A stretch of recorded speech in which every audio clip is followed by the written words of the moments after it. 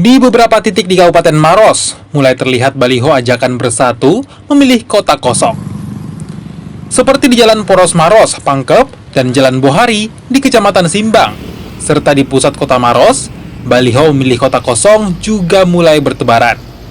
Baliho ajakan memilih kota kosong juga ditemukan terpasang di Jalan Poros Maros Pangkep, di sekitar pusat kota Maros.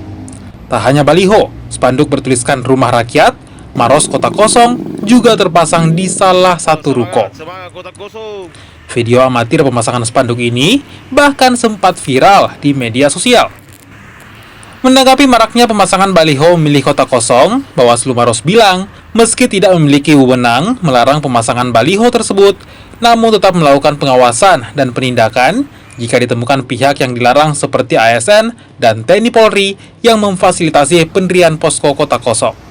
Maraknya baliho yang dimaksud kota kosong dan spanduk, standar kami bekerja adalah kalau kita melihat di larangan kampanye pasal 67, di pasal 69 Undang-Undang Pilkada, di situ sudah jelas mengatur sekaitan dengan larangan-larangan kampanye.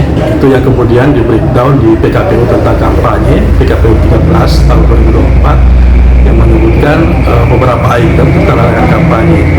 Nah, fokus dari Bawaslu melakukan pengawasan adalah segala hal yang muncul berdasarkan dengan larangan-larangan tersebut. Kalau muncul larangan itu di dalam proses kampanye, baru Bawaslu punya kewenangan untuk melakukan pengawasan maupun dari aspek penindakan.